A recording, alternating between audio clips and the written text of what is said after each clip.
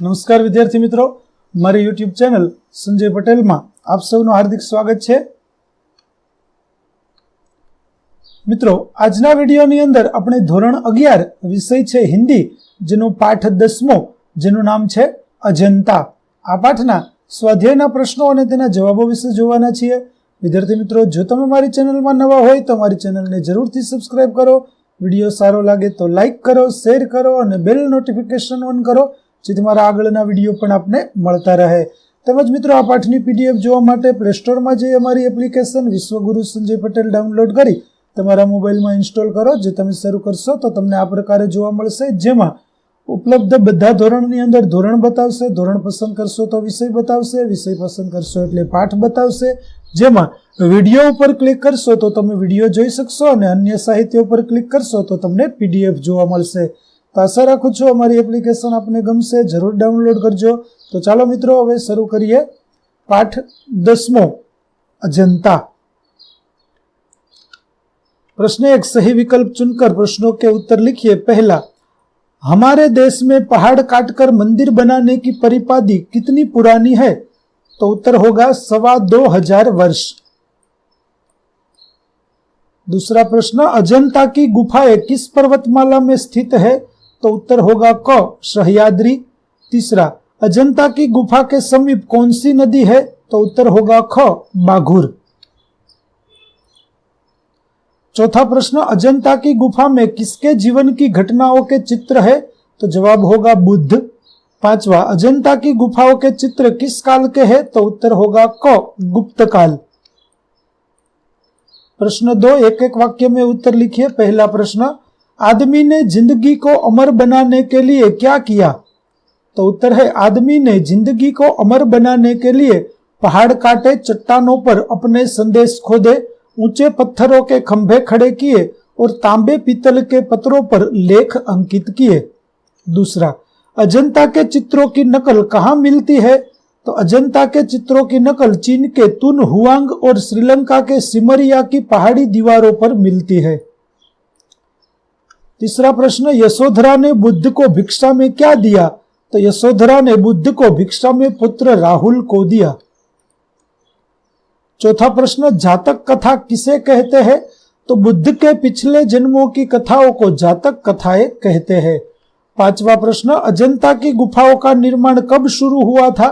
तो अजंता की गुफाओं का निर्माण ईसा से करीब 200 साल पहले शुरू हुआ था। तीसरा प्रश्न, दो वाक्य में उत्तर लिखिए। पहला, अजंता की गुफाओं का निर्माण किस प्रकार हुआ? उत्तर, अजंता की गुफाएं पहाड़ काटकर बनाई गई है। पहले पहाड़ को काटकर खोखला कर दिया गया, फिर उसमें सुंदर भवन बनाए गए, खंभों पर मूर्तियां बनाई गई, दीवारों और छतें रगड़कर चिकनी की गई, फिर उन पर चित्र बनाए गए। दूसरा प्रश्न, अजंता के चित्रों में कौन सी कहानियां हैं? तो अजंता के चित्रों में बुद्ध के जन्म से लेकर निर्वाण तक की कहानियां हैं।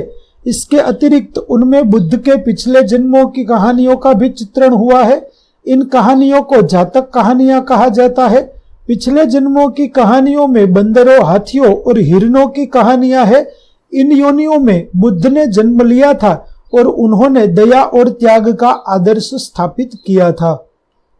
तीसरा प्रश्न, महाभिनिष्क्रमण चित्र में कौन सा दृश्य अंकित है? तो महाभिनिष्क्रमण चित्र में बुद्ध के गृह त्याग का दृश्य अंकित है।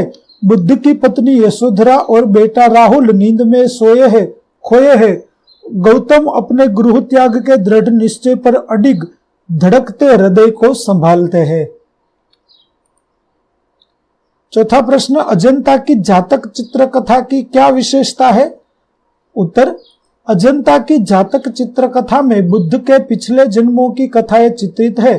पिछले जन्मों में बुद्ध ने गज, कपि, मृग आदि के रूप में विविध योनियों में जन्म लिया था और संसार के कल्याण के लिए उनमें बुद्ध के दया और त्याग का वर्णन है। उन स्थितियों में पशुओं ने मानवोचित व्यवहार किया था। प्रश्न 4, निम्नांकित प्रश्नों के उत्तर 5-6 पंक्तियों में लिखिए। पहला प्रश्न, अजंता की गुफाओं के शिल्पों का वर्णन कीजिए। तो अजंता गांव के पास सह्याद्री पर्वतमाला का सिलसिला अर्धचंद्राकार हो गया है। लगभग 250 फीट ऊंचा यह भाग हमारे पुरखों को भा गया। उन्होंने पहले उसे खोखला किया और फिर शिल्पियों ने उसमें सुंदर भवन बनाए। उन भवनों में एक से बढ़कर एक हॉल, बरामदे और मंदिर की रचना की। खंभों पर सुंदर मूर्तियां उभारी गई। बाद में कलावंतों ने रंग और रेखाओं से उन्हें सजाया। इस प्रकार शिल्पकारों ने अपने अनोखे शिल्प से अजंता की गुफाओं में प्राण फूंक दिए हैं।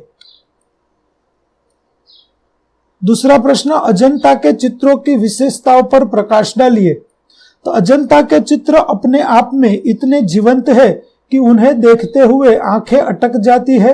वे उन पर से हटने का नाम नहीं लेती। सभी चित्र बोलते से लगते हैं। चित्रों में पशुओं की मनोवांछित व्यवहार करते देखकर दंग रह जाना पड़ता है। इन्हें दर्शाते समय चित्रकारों ने अपनी जानकारी का पूरी तरह उपयोग किया है। नगरों, गांवों, महलों और झोपड़ियों, समुद्रों और पनघटों का संसार अजंता के पहाड़ी जंगल पर उतर पड़ा है। यह चित्रकारी इतनी खूबी से चित्रित हुई है कि देखते ही बनती है। तो विद्यार्थी मित्रों, અહીં આપણો પાઠ 10 અજંતાના સ્વાધ્યાયના પ્રશ્નો અને તેના જવાબો પૂરા થાય છે। આગળના પાઠના સ્વાધ્યાયના પ્રશ્નો અને તેના જવાબો મેળવવા મારી ચેનલને જરૂરથી સબસ્ક્રાઇબ કરો। તેમજ આ પાઠની પીડીએફ જોવા માટે પ્લે સ્ટોરમાં જઈ અમારી એપ્લિકેશન વિશ્વગુરુ સંજય પટેલ ડાઉનલોડ કરો। ફરી મળીશું નવા પાઠ સાથે, ત્યાં સુધી આવજો।